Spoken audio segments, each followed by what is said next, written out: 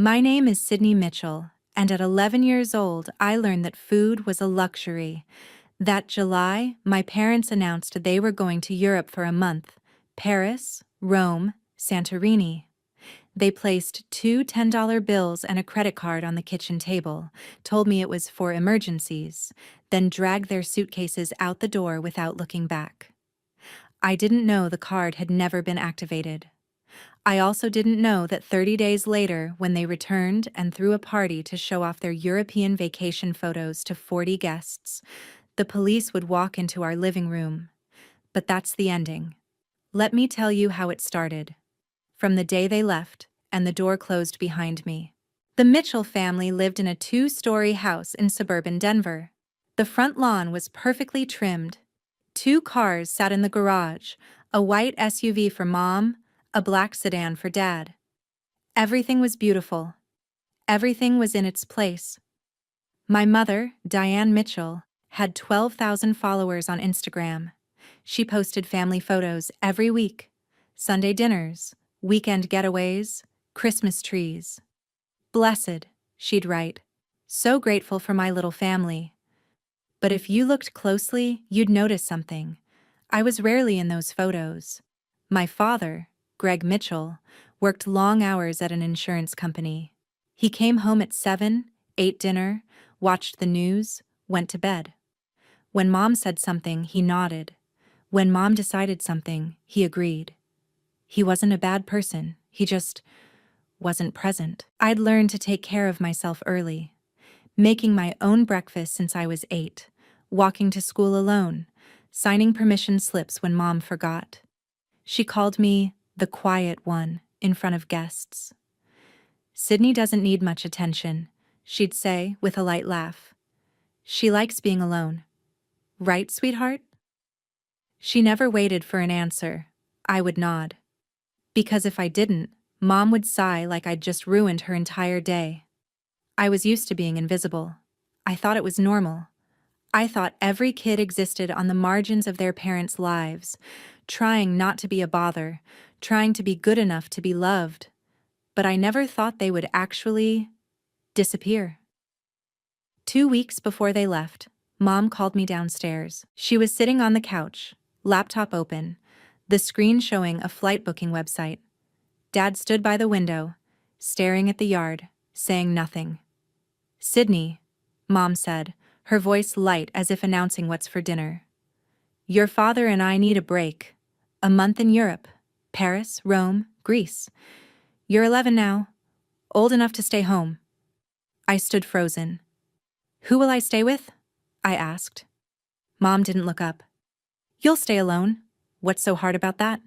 "But a whole month?" "Sydney." Her voice sharpened. "Don't be dramatic. You know how to take care of yourself. I've taught you everything." I looked at Dad. He was still facing the window, his back to me.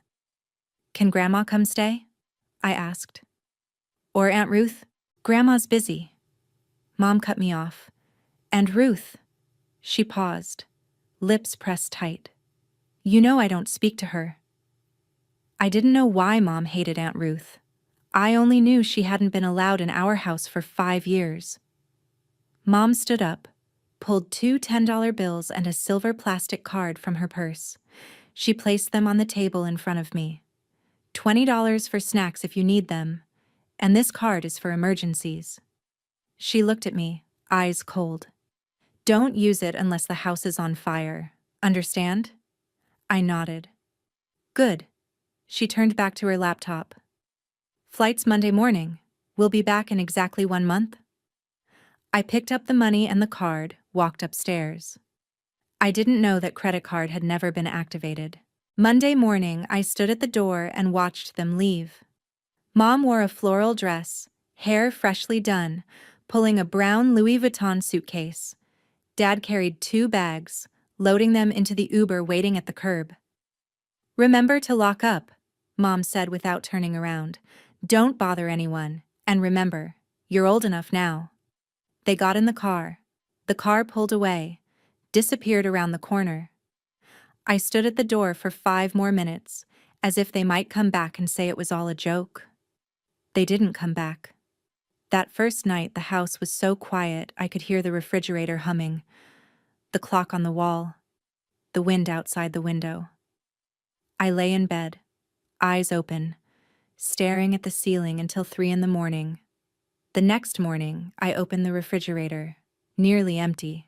Half a carton of milk, 4 eggs, a loaf of bread 2 days past its expiration date, some jars of tomato sauce, no meat, no vegetables, nothing that could be called a meal. I counted my money. 2 $10 bills. $20. I did the math. 20 divided by 30 days. 66 cents a day. Maybe if I just eat less, I told myself. I pulled out the credit card, tried to order pizza online, entered the card number, hit confirm. Transaction declined. I tried again. Declined. I called the hotline printed on the back of the card, followed the automated prompts. This card is not activated. Please contact your bank for assistance. I looked at the 2 $10 bills on the table. That was all I had.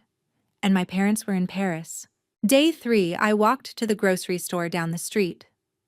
I stood in the aisle, calculating every cent. Ramen noodles, 79 cents a pack. White bread, $1.29. Peanut butter, $2.99. I bought 6 packs of ramen and a loaf of bread with my first $10. Got back $2.62 in change. The cashier looked at me. Shopping alone, sweetie? My mom's waiting in the car, I lied. Back home, I rationed the ramen. 1 pack split into 2 meals. Half a pack with hot water for breakfast, the other half for dinner. Day 5, I tried calling Mom. 3 rings. 4. 5. Hello? Her voice, distant, music playing in the background. Mom, the credit card doesn't work. I don't have money for food. Sydney, she sighed. You're being dramatic again. You have $20. You can eat less. I'm at a restaurant. Stop calling. But Mom... Click. She hung up. I sat down on the kitchen floor, back against the empty refrigerator, and cried. That night, I opened Mom's Instagram. New post. Mom standing in front of the Eiffel Tower, beaming, holding a glass of champagne. Caption. Paris, je t'aime, living my best life. 123 likes. 15 comments. So gorgeous. You deserve this. Goals. I stared at that photo for a long time. Then I grabbed the old iPad Mom had given me last month. The one she didn't need after buying a new one. I opened the camera. Hit record. Today is day 5, I said, voice shaking. Mom posted a photo from a Michelin star restaurant. I ate half a pack of ramen. I didn't know then that someone was watching. Just not in the way I expected. Day 7, Mr. Harold knocked on my door. Harold Jensen lived in the blue house next to ours. 70 years old. Widower. Lived alone with an old cat named Whiskers. He'd wave at me when I walked to school, but we'd never really talked. I opened the door, trying to look normal. Hey there, kiddo, Mr. Harold said, looking me up and down. I noticed your parents' cars haven't been around for a few days. Everything okay? Yes, sir. They're on a business trip. Business trip? He raised an eyebrow. Who's watching you? I wanted to lie, but I was too tired, too hungry. My lips were cracked, my face pale, and I knew he could see it all. I'm fine, I said, but my voice trembled. Mr. Harold was quiet for a moment. Then he asked gently, Have you eaten today, sweetheart? I swallowed. Yes, I have. Would you like to come over for dinner? I made too much. Hate to see it go to waste. I knew he was lying. He lived alone. But I was too hungry to refuse. That evening, I sat at Mr. Harold's kitchen table and ate spaghetti like I'd never eaten before. He didn't say anything, just sat across from me, watching with an expression I didn't understand then. After dinner, he asked, Where are your parents, really? And I told him, everything. Europe. 1 month. $20. The card that didn't work. Mr. Harold was silent for a long time. Do you need me to call someone? He asked. The police? A relative? No, I almost shouted. Please don't. My mom said if I bother anyone, she'll... I didn't finish. But Mr. Harold understood. He sighed. All right, I won't call anyone, but I'm going to bring you food every day. And if you ever need to document anything, you write it down. Sometimes evidence is what protects you. Mr. Harold kept his silence for 10 more days, until silence was no longer an option. Week 2, summer school started. Mom had signed me up months ago, not because she wanted me to learn, but because she didn't want me lounging around the house. Now I understood. She needed me somewhere, so no one would ask why I was home alone. First day, I arrived late. Clothes wrinkled. I didn't know how to use the washing machine. Hair tangled. No one to help me brush it. Dark circles under my eyes. I still couldn't sleep. Mrs. Patterson, my homeroom teacher, watched me walk in. Sydney, are you feeling all right? Yes, ma'am. She didn't say anything else, but I felt her eyes on me all through class. Day 3 at school, I nearly fainted during math. Everything started spinning. The blackboard blurred. I gripped my desk, but my legs had no strength left. Sydney! Mrs. Patterson's voice. When I woke up, I was lying on the nurse's office bed. The school nurse was looking at me, worried. Did you eat breakfast this morning? She asked. Yes, I did. Half a pack of ramen. 6 hours ago. The nurse put me on a scale. Then she looked at the number, frowning. You've lost 9 pounds in 2 weeks, she said. Where are your parents? Silence. Sydney? Her voice softened. Who's taking care of you? I looked down at my hands, thin, pale. No one. The nurse and Mrs. Patterson exchanged a look. Mrs. Patterson sat down beside me, her voice gentle but serious. You don't have to say anything right now. But I need you to know, I'm not going to pretend I don't see what I see. I didn't cry. I'd forgotten how. But for the first time in 2 weeks, I felt like someone actually saw me. That night, Mom called. I was sitting in the kitchen, eating the rice Mr. Harold had brought over when my phone buzzed. International number. Hello? Sydney. Mom's voice cut like a blade. I heard the school called. What did you tell them? I didn't. Shut up. She cut me off. I'm in Santorini, having dinner with your father, and I have to take a call from the school saying you have health concerns. Do you know how embarrassed I am? I swallowed the rice. It stuck in my throat. Mom, I'm hungry. You're being dramatic again. She was shouting now. You have $20. You have food in the refrigerator. You have everything. And you still find ways to bother me? The credit card doesn't work. Then don't use it, I told you. Emergencies only, house on fire only. I went silent. Sydney, listen to me. Her voice dropped, colder now. If you tell anyone anything, the school, the neighbors, anyone, I will send you to boarding school when I get back. You won't live at home anymore. You won't see anyone you know. Understand? Silence. Sydney? Understand? Yes. Good. I heard Dad say something in the background, but he didn't take the phone. Didn't ask if I was okay. Don't call again. I'm trying to relax. Click. I set the phone down. My hands were shaking. I opened Mom's Instagram. New photo. Mom and Dad in front of a Santorini sunset, smiling radiantly. Caption. Sunset dinner with my love. I grabbed the iPad, hit record. Mom just called, I said, my voice no longer shaking, just hollow. She threatened to send me to boarding school if I tell anyone. She said I'm being dramatic. I paused, looking straight into the camera. I'm not being dramatic. I'm starving. And she doesn't care.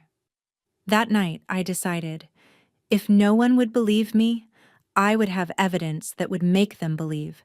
From day 18, I recorded videos systematically. Every morning, I woke up, grabbed the iPad, and started filming. Day 18. I opened the refrigerator, pointing the camera inside. 2 eggs left, half a loaf of bread. Ran out of milk yesterday. I filmed the bathroom scale. 84 pounds, down another pound from last week.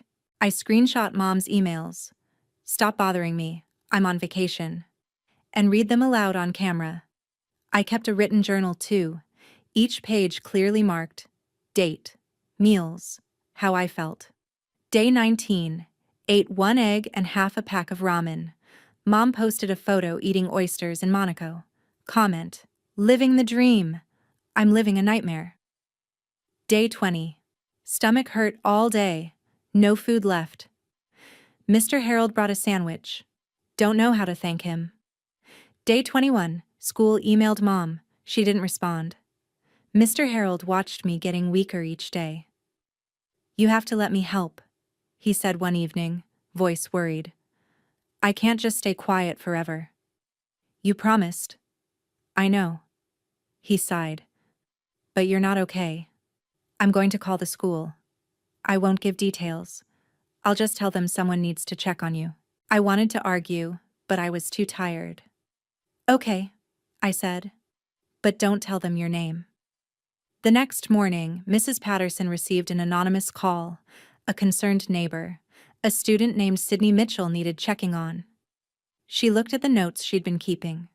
Dates, symptoms, what I'd said. Everything she'd observed over the past 2 weeks. She knew she was a mandatory reporter. And she knew she couldn't stay silent any longer.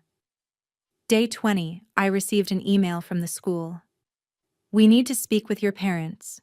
If we cannot reach them within 48 hours, we will be required to notify the authorities. The principal called Mom on the international emergency number. I wasn't there for that call. But later Karen, the woman who would change everything, told me what happened. Mrs. Mitchell? This is Principal Davis from Westbrook Academy. What is it? Mom's voice was sweet, concerned mother mode activated.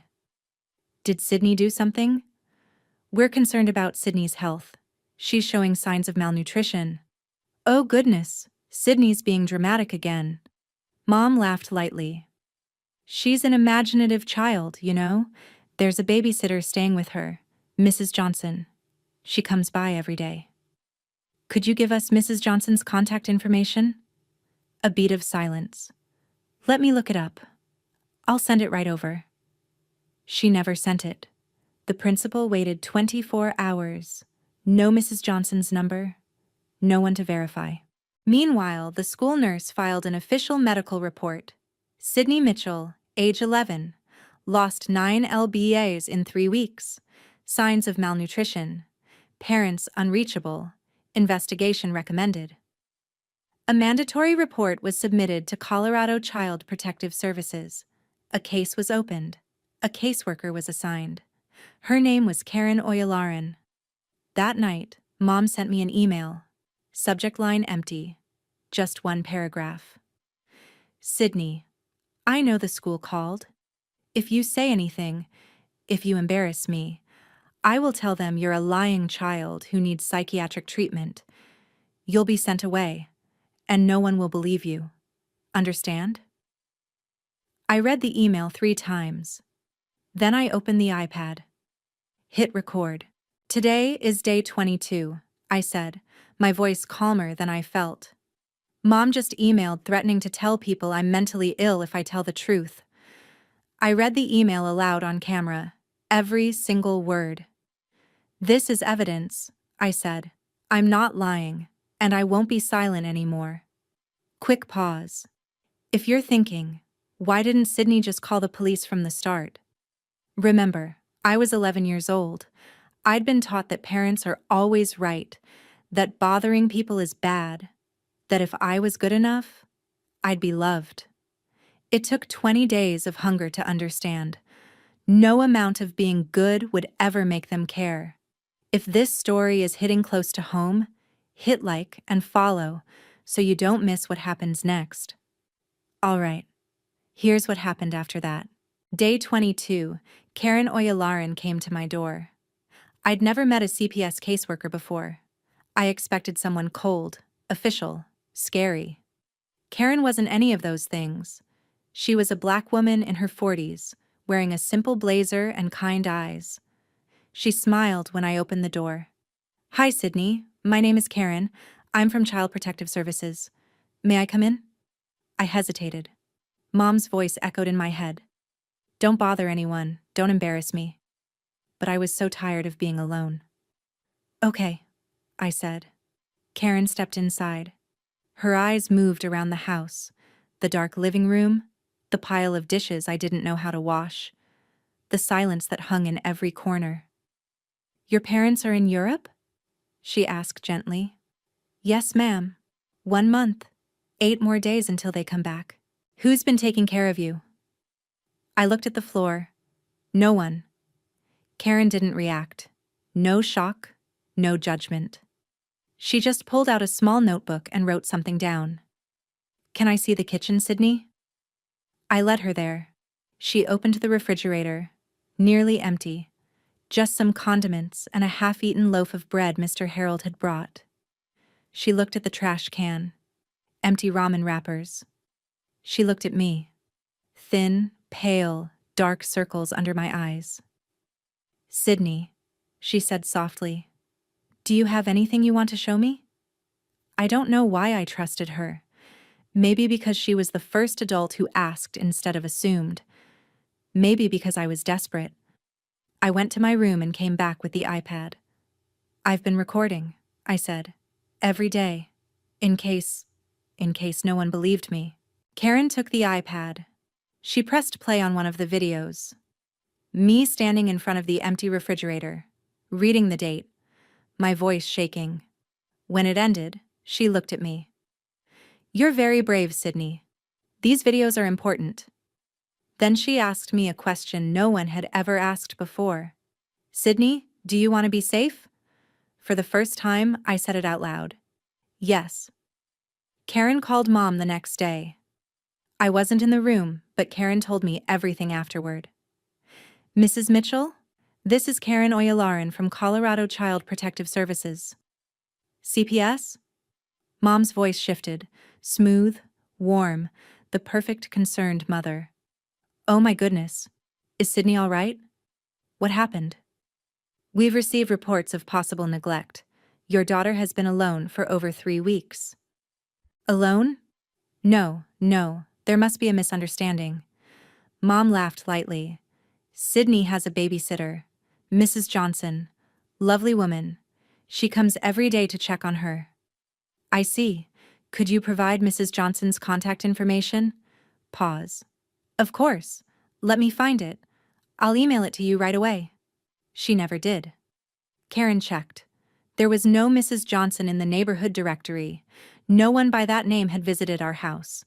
No one could confirm a babysitter existed, because she didn't. Karen filed a subpoena request for Mom's credit card statements, legal, official, through the proper channels. 3 days later, the bank sent the records. Karen sat me down and showed me a printed page. Numbers, dates, transactions.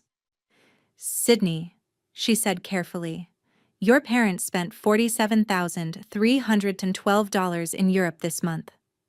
Hotels, restaurants, shopping. I stared at the numbers. The supplementary card they gave you? Karen continued. It was never activated. Not a single transaction. Because it couldn't be used. I knew.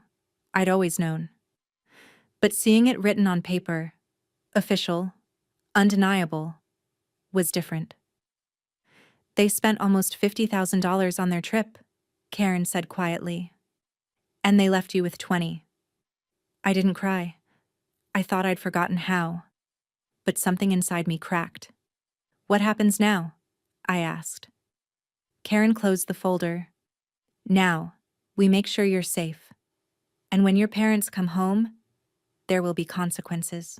Mom called me the night after she spoke with Karen. I was at Mr. Harold's house. Karen had arranged for me to stay there temporarily while the investigation continued. Safe. Fed.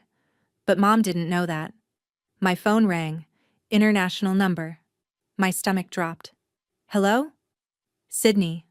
Mom's voice was ice. What did you tell them? Mom, do you understand what you've done? She wasn't yelling anymore. That was worse. You're destroying this family. Everything I've built. Our reputation. Our life. For what? Because you couldn't handle being alone for a few weeks? I was starving, Mom. You were fine. Now she was shouting. I gave you money. I gave you a card. I gave you everything, and this is how you repay me? By calling the government on your own mother? I gripped the phone tighter. The card didn't work. You knew it didn't work. Silence. Sydney, listen to me. Her voice dropped. Dangerous. When I get back, you're going to tell them you exaggerated. You're going to say you wanted attention. You're going to fix this. Something shifted in me. Something that had been bending for 11 years finally stopped. No. Excuse me? I said no. My voice was steady. I'm not lying for you. I have videos, Mom. The empty refrigerator. My weight dropping. Your emails threatening me. Everything. Long pause. What videos? I recorded every day. The food I didn't have. The scale. Your Instagram posts from Monaco while I ate half a pack of ramen. All of it. Mom's breath caught. You're lying. I'm not. And I'm done protecting you. She hung up. I sat in Mr. Harold's kitchen, hands trembling, but not from fear anymore. 3 days later, Mom posted on Facebook. Coming home to my baby girl. Can't wait to throw a party and share our amazing trip with everyone. 40 people RSVP'd, and I knew that party would be where everything ended. The day before my parents returned, Karen came to Mr. Harold's house. She sat across from me at the kitchen table, folder in hand, face serious but kind. Sydney, I want you to know what's going to happen. I nodded, gripping my glass of water. We have enough evidence. The videos you recorded, the medical reports from school, the credit card statements, your mother's emails. She paused. When your parents return, there will be legal action. Legal action? They'll be charged with child endangerment. It's a felony in Colorado. Karen's voice was gentle but firm. The police will be involved. I swallowed. Will they go to jail? That depends on a lot of things. But at minimum, they'll be arrested and processed. And Sydney, you won't be going back to live with them. Not right now. I should have felt something.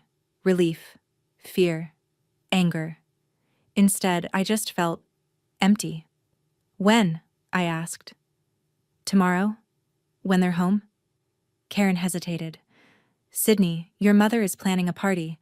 A welcome home party, 40 guests. I knew. I'd seen the Facebook post. We've decided to execute the warrant at the party, Karen continued. Not to humiliate them, but because we know they'll be home, there will be witnesses for safety, and... She looked at me carefully. Sometimes, the truth needs to be seen. That night, I couldn't sleep.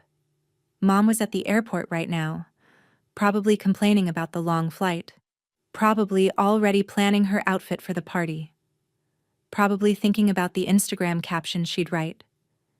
She had no idea what was waiting for her. I looked out Mr. Harold's window at the street. Quiet. Dark. 2 police cars would be parked around the corner tomorrow. The day my parents came back, the Denver sky was perfectly clear. 40 guests were on their way, and so was the truth. The welcome home party started at 5 o'clock. From Mr. Harold's living room window, I watched cars pull up to my house, one after another. Neighbors, Mom's co-workers, friends from her book club, people who had liked her Instagram posts, people who believed in the perfect family. Through our front window, I could see the decorations, balloons, a banner that said, "Welcome home," a slideshow playing on the TV, photos from Europe probably. Mom stood in the living room, wearing a new dress she'd bought in Milan. Hair freshly done, smile radiant, working the room like she was born for it. "Diane, you look amazing. Tell us everything about the trip. We missed you so much." I watched her hug guests, laugh, gesture toward the slideshow, the Eiffel Tower, the Colosseum, Santorini sunsets, every photo a performance, every smile a lie. One guest asked something. I couldn't hear the words, but I could read Mom's lips. "Sydney? Oh, she's tired. Resting in her room. You know how kids are at this age." She didn't know I wasn't in my room. She didn't know I wasn't even in the house. I watched the slideshow change. Mom and Dad toasting champagne in Monaco. Mom shopping in Milan. Dad on a yacht somewhere blue and beautiful. Not a single photo of me. Mr. Harold sat beside me. "You okay, kiddo?" "I don't know," I said honestly. Then I saw it. A dark sedan pulled up at the corner. Unmarked. Karen stepped out of the passenger side. Two uniformed officers got out of a second car behind her. Mr. Harold put a hand on my shoulder. On the TV inside my house, the slideshow ended. Mom raised her champagne glass, ready to make a toast. The doorbell rang. Mom opened the door with a smile already on her face, probably expecting another guest. The smile froze. Karen Oyalaran stood on the porch in her blazer holding a folder. Behind her, two police officers in full uniform, a woman named Officer Nguyen, and a man named Officer Brooks. "Mrs. Mitchell." Karen's voice was calm, professional. "I'm Karen Oyalaran from Child Protective Services. These are Officers Nguyen and Brooks. We need to speak with you." Mom's face went through 3 expressions in 2 seconds. Confusion, recognition, fury. She settled on a tight smile. "I'm sorry, now isn't a good time. I'm hosting—" "Ma'am, this concerns the safety of your daughter." Behind Mom, the room had gone quiet. 40 pairs of eyes turned toward the door. The slideshow of Europe still played on the TV. Photos of the Colosseum cycling silently in the background. Mom tried to step outside, to close the door behind her. "Perhaps we can discuss this privately." Officer Nguyen spoke. "Mrs. Mitchell, we have a warrant. You and your husband are being charged with child endangerment under Colorado Revised Statute 186401. The words hung in the air. Someone in the crowd gasped. Whispers started. The champagne glasses stopped clinking. "That's ridiculous." Mom's voice was strained, but she was still performing, still smiling. "There's been a misunderstanding. Sydney is fine. She's upstairs right now." "Ma'am." Karen stepped forward. "Sydney is not upstairs. She's been in protective custody for the past 4 days." Mom's smile cracked. "What?" "Your daughter was found malnourished and alone. She documented everything." Karen held up the folder. "We have video evidence, medical records, and financial statements obtained through legal subpoena." The room was dead silent now. 40 guests stood frozen with champagne glasses in their hands, watching Diane Mitchell, the woman who had just shown them her Santorini sunset photos, being read her rights. Mom spun toward her guests, desperation cracking through her composure. "This is a misunderstanding." Her laugh was too high, too sharp. "Sydney is... She's an imaginative child. She makes things up. There was a babysitter—" "Mrs. Mitchell." Karen's voice cut through. "We've verified. There was no babysitter. No Mrs. Johnson. No one visited your daughter for 30 days. That's not... We also obtained your credit card statements through legal subpoena." Karen opened the folder, reading calmly. "You spent $47,312 during your trip. 5-star hotels, Michelin star restaurants, designer shopping." She looked up. "The supplementary card you left with Sydney was never activated. She couldn't use it. You left an 11-year-old with $20 in cash for an entire month." Murmurs rippled through the crowd. Dad, Greg, stood frozen near the TV, face white as paper. He hadn't said a word since the police arrived. "Greg?" One of his coworkers stepped toward him. "Is this true?" He opened his mouth. Nothing came out. A woman in the back, Mrs. Patterson, my teacher, who had been invited because she was a neighbor, stepped forward. "I'm Sydney's teacher," she said, voice steady. "I'm the one who filed the mandatory report. I watched that child come to school hungry, exhausted, wearing the same clothes for days. What you're hearing is an exaggeration. It's what happened." Mom turned on her. "You? You did this?" "No, Mrs. Mitchell." Mrs. Patterson didn't flinch. "You did this." The room went silent. Then Officer Nguyen stepped forward with handcuffs. "You have the right to remain silent. Anything you say can and will be used against you in a court of law?" Mom's legs buckled. "No. No, wait, this can't." Karen looked at Officer Brooks and nodded. "Play it." On the TV, the slideshow disappeared. A video took its place. My face. My voice. Today is day 15. The refrigerator has 1 egg and expired milk. I have $3 left. Mom is in Monaco. My voice filled the living room. On the TV screen, I stood in front of our refrigerator. The same refrigerator these guests had walked past to get their champagne. I opened it on camera. Nearly empty. A single egg. A carton of milk with an expiration date that had passed. "Today is day 15, Video Me said, voice thin and tired. "I don't know how much longer I can do this." The camera showed the bathroom scale. 83 pounds. Down from 92 when my parents left. Mom posted a photo from Monaco today. She's eating at a restaurant that costs $300 a plate. My voice cracked. I ate half a pack of ramen, it was the last one. Someone in the crowd, a woman in a blue dress, covered her mouth. The video changed. Day 18. I was reading Mom's email aloud. "Is, stop being dramatic, Sydney. You have everything you need. Don't call me again." My voice was hollow. She wrote this while I was hungry enough to feel dizzy. Another video. Day 22. The email where Mom threatened to call me mentally ill. I watched the room from Mr. Harold's window. I couldn't hear the video from here, but I could see the guests' faces.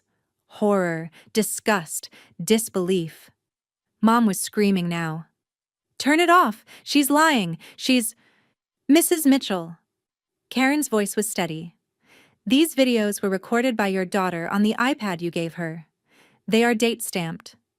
They match the medical records from her school. They are evidence." Mrs. Patterson spoke again, addressing the room. "I saw Sydney at school. The weight loss, the exhaustion, the unwashed clothes, it all matches what you're seeing." Mom looked around wildly, at her co-workers, her neighbors, her book club friends. No one would meet her eyes.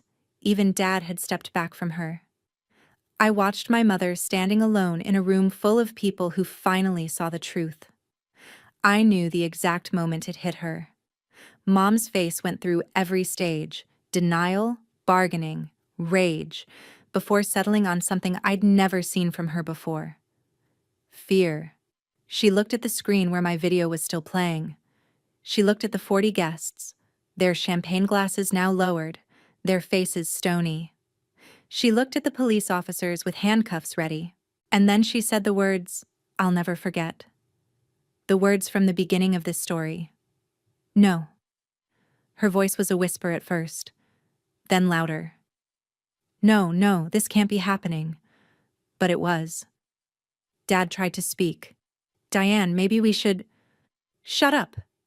She spun on him, mascara starting to run. "This is your fault. You never paid attention to her. You never—" "My fault."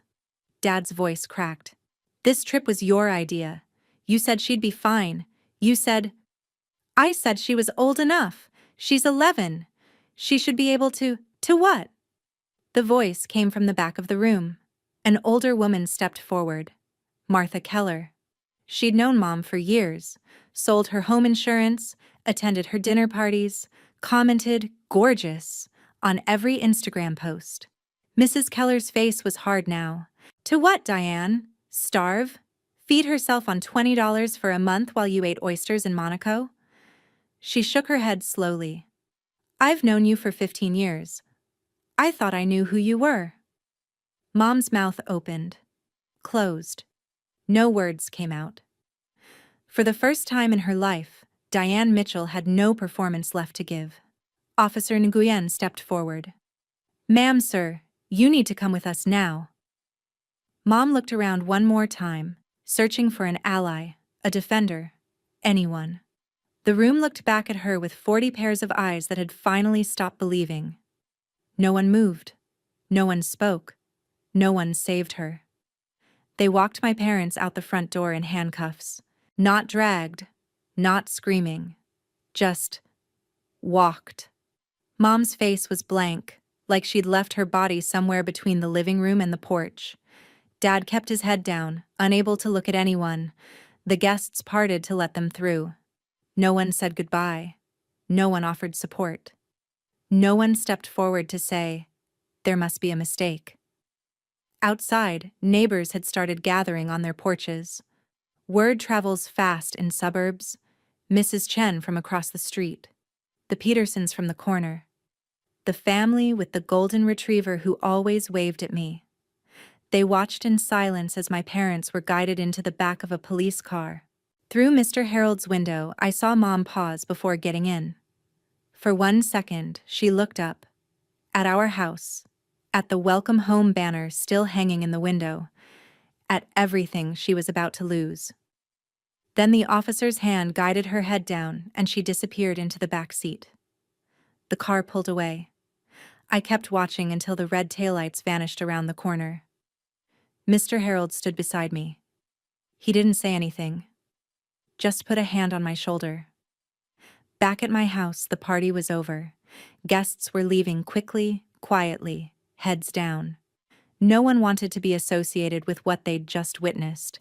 The champagne sat untouched. The slideshow had been turned off. The welcome home banner fluttered in the breeze from the open door. Karen appeared on Mr. Harold's porch a few minutes later. She knocked softly. Sydney? She stepped inside. How are you feeling? I thought about it. I can breathe, I said finally. For the first time in a month, I can actually breathe. Karen nodded. That's a start. Outside, the streetlights flickered on. The police cars were gone. The neighbors had gone back inside. And I was still here. Before I continue, I know some of you are thinking, does Sydney regret it? She's still her mother after all. The short answer, no. I don't regret telling the truth. I didn't destroy my family. My mother destroyed it long before I ever opened my mouth. I just stopped covering for her. If you're in a similar situation, if you're wondering whether you have the right to speak up, the answer is yes, you do. Hit like and follow to hear how this ends. Now, here's what happened after the arrest. The day after the arrest, Aunt Ruth appeared. I was sitting at Mr. Harold's kitchen table eating scrambled eggs. Real scrambled eggs with cheese and toast, when there was a knock at the door. Mr. Harold answered it. A woman stood on the porch, mid-30s.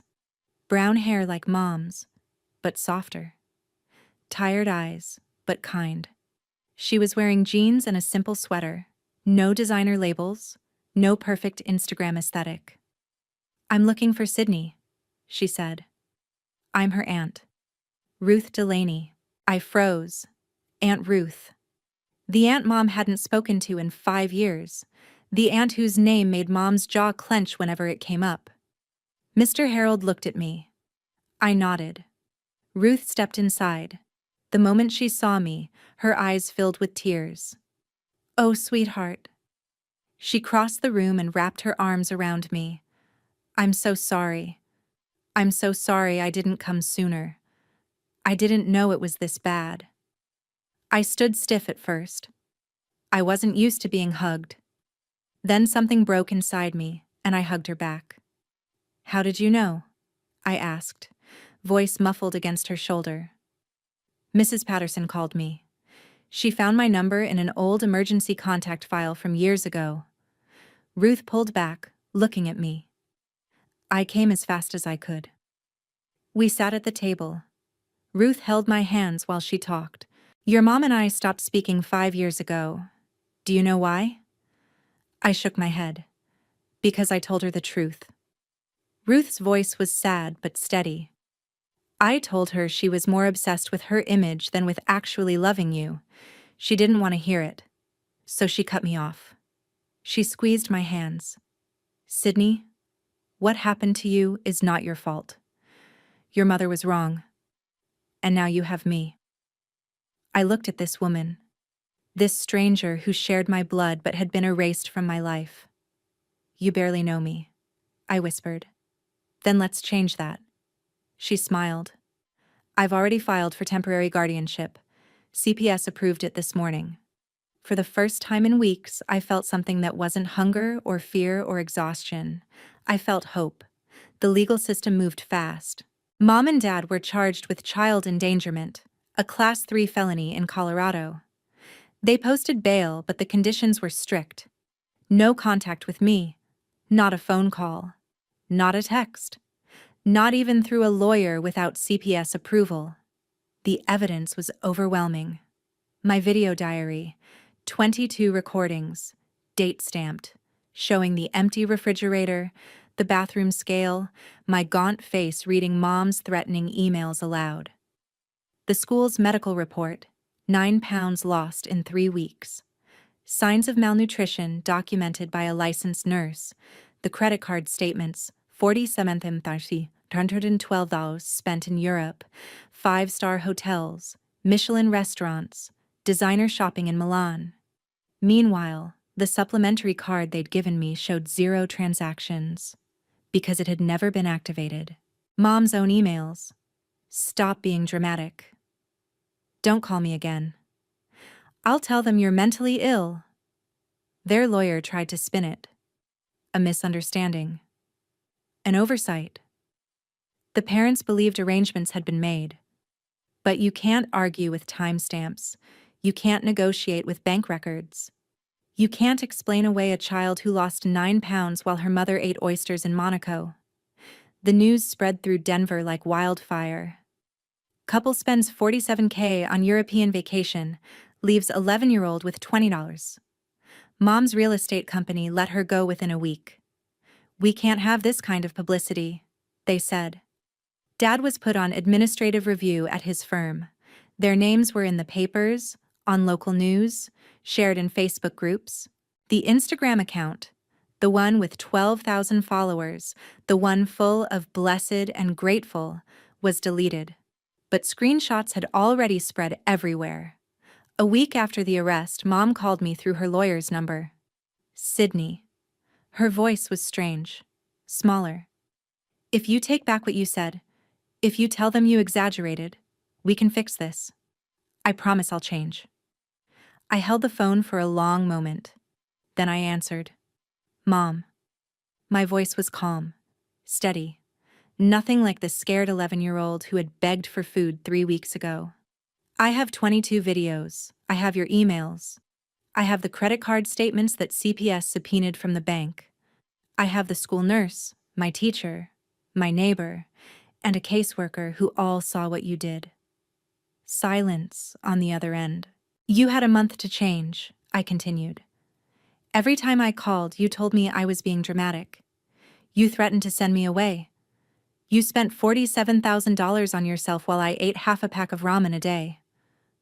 Sydney, I'm not finished. The words came from somewhere deep, somewhere that had been silent for 11 years. You didn't forget to activate that card. You didn't forget to arrange someone to watch me. You just didn't care. I wasn't part of the vacation. I wasn't part of the Instagram photos. I wasn't part of anything. Because to you, I was never really part of this family. I heard her breath catch. I don't hate you, Mom. And I meant it. Hate would require energy I didn't have. But I won't lie for you. And I won't talk to you again until I'm 18 and I can decide for myself. Sydney, please. Goodbye, Mom. I hung up. My hands were shaking. But not from fear. From something else. Something that felt like freedom. Ruth was standing in the doorway. She'd heard everything. Are you okay? She asked softly. I thought about it. I think so. I looked at the phone in my hand. I think I just said everything I needed to say. Ruth crossed the room and hugged me. I'm proud of you, she whispered. That was the hardest thing, and you did it. I didn't cry, but I held on tight. That was the last time I heard my mother's voice for 7 years. 6 months later, we went to court. I wasn't there. Ruth and Karen agreed it would be better for me to stay home, to hear the result afterward rather than watch my parents stand before a judge. But Karen told me everything. Mom and Dad took a plea deal to avoid a trial. Their lawyer had advised them. The evidence was too strong, the public sentiment too damning. A trial would only make it worse. The sentence, 2 years probation, 200 hours of community service, and a permanent mark on their records. Child endangerment, a felony conviction that would follow them forever. But that wasn't the real punishment. The judge revoked their parental rights, permanently. Parents have a sacred duty to protect their children, the judge said, according to Karen. You chose a luxury vacation over your daughter's safety. You left an 11-year-old alone for 30 days with $20 and a credit card you knew didn't work. This court cannot, in good conscience, return this child to your care. Ruth's guardianship became permanent that same day. I was officially hers. Mom cried in the courtroom. Not quiet tears, heaving sobs that echoed off the walls. But Karen said it didn't feel like remorse. It felt like grief for her reputation, her image, the life she'd built on Instagram likes and dinner party compliments. Dad said nothing. He'd barely spoken since the arrest. Just a hollow man in a suit, watching everything collapse. After the hearing, Karen came to Ruth's apartment with paperwork. It's done, she said. You're safe now, Sydney. Legally, permanently safe. She handed me an envelope. Your mother wrote you a letter. She asked the judge to pass it along. Karen paused. You don't have to read it. Not now. Not ever, if you don't want to. I took the envelope. It was heavy in my hands. I'll decide later, I said. I put the letter in my desk drawer. It stayed there for 7 years. Life with Aunt Ruth was different. She lived in a small apartment in Boulder. No 2-story house, no perfectly trimmed lawn, no Instagram-worthy aesthetic.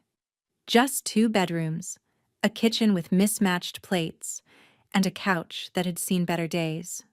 It was the warmest place I'd ever lived. This is your room, Ruth said on my first day, opening a door to a small space with a twin bed and an empty bookshelf. I know it's not much, but we can decorate it however you want. Your choice. My choice. I'd never been asked what I wanted. We ate dinner together every night. Not fancy dinners, sometimes just pasta with jarred sauce or grilled cheese and tomato soup. But Ruth sat across from me, asked about my day, actually listened to the answers. I'm not perfect, Sydney, she told me one evening. I'll make mistakes. But I promise you 2 things. I'll always be here, and I'll always listen. I didn't know what to do with that promise. Part of me kept waiting for her to leave, to get tired of me, to decide I was too much trouble. She never did. 3 weeks in, I came downstairs and saw something on the kitchen calendar. Ruth had written in purple marker, Sydney's basketball tryouts, 3 p.m. I stared at it. Mom had never written my events on a calendar. She'd never known when tryouts were, or recitals, or parent-teacher conferences. Half the time, she forgot to pick me up. You remembered, I said. Ruth looked up from her coffee. Of course I did. I want to be there, if that's okay with you. Something cracked open in my chest. "Yeah," I whispered. "That's okay." She smiled, and for the first time, I let myself believe that this was real, that she wasn't going to disappear. It took a year to trust that Ruth would stay. It took 2 years to stop checking the refrigerator every morning, just to make sure there was food. But slowly, I started to heal. 6 months after the sentencing, I learned about the money. Ruth sat me down one Saturday morning, a folder of documents on the table between us. "Sydney, there's something you need to know about your grandmother's estate." I blinked. Grandma Eleanor had died when I was 7. I barely remembered her. "She left a college fund in your name. Your parents couldn't touch the principal, but they were supposed to manage it for you until you turned 18. Ruth opened the folder. "As part of the court proceedings, that fund has been transferred to a trust supervised by the court. Neither your mother nor your father can access it anymore." I looked at the number on the page. It was more money than I'd ever imagined. "This is mine? Yours? For college? For your future?" Ruth's voice was firm. "No one, not me, not anyone, can use it without the court's approval until you're an adult." I thought about Mom's shopping sprees in Milan, the 5-star hotels, the $47,000 spent in a month while I rationed ramen. "Could they have used this before?" I asked quietly. "Grandma's money?" Ruth hesitated. "The principal was protected, but they had some access to the interest and—" She sighed. "Let's just say the court reviewed everything. They won't have access to anything of yours ever again." I sat with that for a moment. "What happened to their house?" I asked. "They sold it. Had to. Legal fees, the settlement, the costs of everything." Ruth closed the folder. "They moved out of state. I don't know exactly where, and I don't need to." I nodded slowly. I didn't feel happy about them losing the house, but I didn't feel sad either. It was just consequences. Actions have consequences, even for parents, especially for parents. "Thank you," I said to Ruth, "for protecting this, for protecting me." She reached across the table and squeezed my hand. "That's what family does, sweetheart. The real kind." By the time I was 13, I had clear boundaries. No direct contact with Mom or Dad. Every message, every request had to go through Karen or a lawyer. No phone calls, no surprise visits, no running into each other at the grocery store. The first year, Mom tried. Letters forwarded through her attorney. Requests to Karen for just a short phone call. Once, she showed up at Ruth's apartment building. The security guard turned her away. Each time, I said no. My therapist, Dr. Reeves, who Ruth had found for me, helped me understand why. "You're not punishing them, Sydney," she said during one of our sessions. "You're protecting yourself. There's a difference." "But she's my mother." I picked at the edge of the couch cushion. "Isn't there some rule that says I have to forgive her?" Dr. Reeves leaned forward. "Forgiveness isn't something you owe anyone. It's a choice you make for yourself when you're ready. If you're ever ready." She paused. "And even if you do forgive someone someday, that doesn't mean you have to let them back into your life." I thought about that for a long time. "So, I can forgive her without seeing her?" "You can forgive her without ever speaking to her again, if that's what you need. Forgiveness isn't a ticket that lets someone back into your life. It's just letting go of the weight. For yourself." I nodded slowly. "I'm not ready," I said. "Not yet." "That's okay." Dr. Reeves smiled gently. "You don't have to be." 7 years later, I received a letter. Not through a lawyer this time. Just a plain envelope in the mailbox, forwarded from an address I didn't recognize. The return address was in Arizona. Mom's handwriting. I held the envelope for a long time before I opened it. I was 18 when I finally read both letters. It was August. I was packing for college. Full scholarship, pre-law program, a future I'd built myself. My dorm room was waiting. My new life was waiting. But first, I needed to close this chapter. I sat on my bed in Ruth's apartment, my room now, with posters on the walls and photos of me and Ruth at basketball games, and my bookshelf full of worn paperbacks. I had both envelopes in my hands. The first was from 7 years ago, the one Mom had written after sentencing. I opened it. Sydney. I know I was wrong. I don't know how to apologize because no one ever taught me how. My mother left me too, you know? Left me with relatives for months at a time while she traveled with her new husband. I thought that was normal. I thought children were supposed to be fine on their own. I'm not asking you to forgive me. I don't deserve that. I just want you to know that I'm in therapy now. I'm trying to understand why I am the way I am. And if you ever want to talk, I'll wait, however long it takes. Mom. I read it twice. Then I opened the second letter, the one from a few months ago. Sydney. I heard you got into college, full scholarship. I'm proud of you, even though I have no right to be. You did that yourself, despite everything. I'm still in therapy. I'm still trying.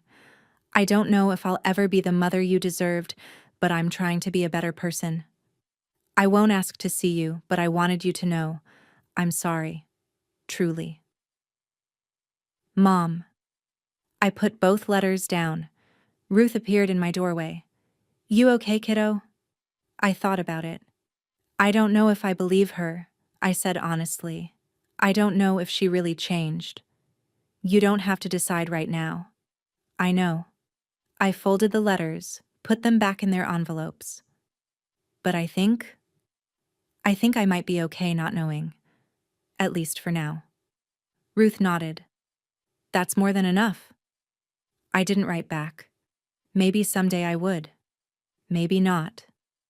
But for the first time, it felt like my choice. And only my choice. The day I left for college, I stood on the campus quad and looked back at everything. Not physically. Ruth had already driven home, waving from her car with tears in her eyes and a proud smile on her face. But in my mind, I traced the path that had brought me here. I remembered the 11-year-old girl sitting in an empty kitchen, counting $20, wondering if she could survive a month. I remembered filming myself in front of an empty refrigerator, voice shaking, not knowing if anyone would ever see those videos. I remembered Karen asking, "Do you want to be safe?" And realizing it was the first time anyone had given me a choice. I remembered Ruth showing up at Mr. Harold's door, a stranger who became family. I remembered standing in that kitchen, phone in hand, telling my mother, "I won't lie for you.